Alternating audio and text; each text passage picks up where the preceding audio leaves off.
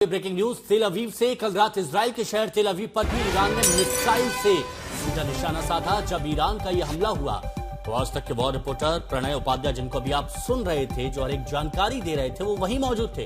Israel air defence system ने ईरानी मिसाइलों को इंटरसेप्ट कर दिया। इस दौरान धमाकों की कई आवाजें सुनी गई, जिससे अफरा तफरी मच गई। लोग जान बचाकर भागने लगे। एक्सक्लूसिव रिपोर्ट आपको दिखाते हैं।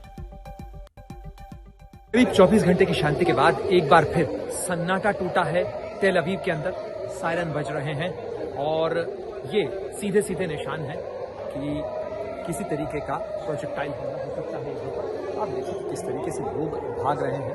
हम भी शेल्टर की तरफ जाने की कोशिश करेंगे यहाँ से, क्योंकि जितनी भी घटनाएं हुई हैं वो बाहर जो लोग मौजूद थे, जो शेल्टर के अंदर नहीं जा पाए, उनके साथ ज़्यादा हुई हैं।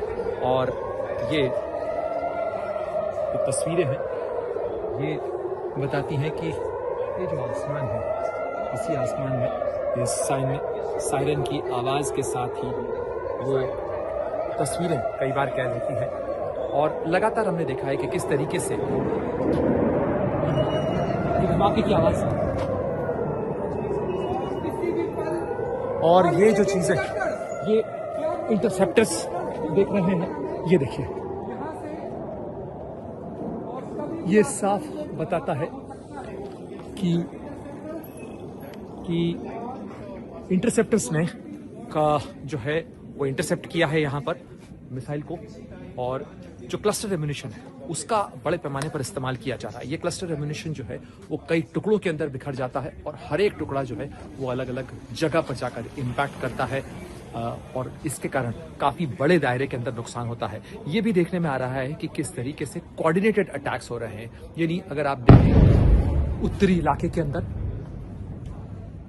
खासतौर पर जो हिजबुल्ला और ईरान दोनों की कोऑर्डिनेटेड अटैक्स हो रहे हैं, वहीं दक्षिणी हिस्से के अंदर ईरान के साथ साथ जो यमन के हूथी हैं उनकी तरफ से भी इजराइल के अलग अलग इलाकों के अंदर जो धमाके हैं, जो प्रोजेक्टाइल्स हैं, या मिसाइल्स हैं, या रॉकेट्स हैं, ड्रोन्स हैं, उनका इस्तेमाल किया जा रहा है।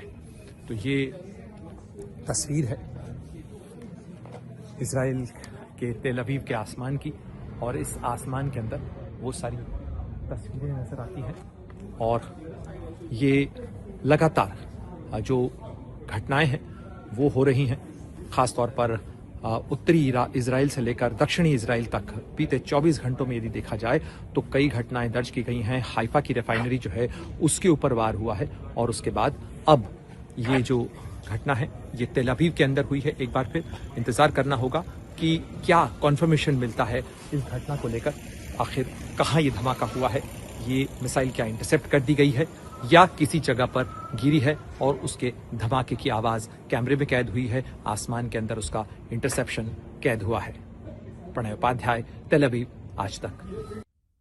अब सोचिए कि इन विषम परिस्थितियों में रिपोर्टिंग करके तस्वीरें आप तक पहुंचाई जा रही हैं, जहां धमाकों की आवाज हो रही है, लेकिन वो तस्वीरें आप तक पहुंचाने की कोशिश भी हो रही है।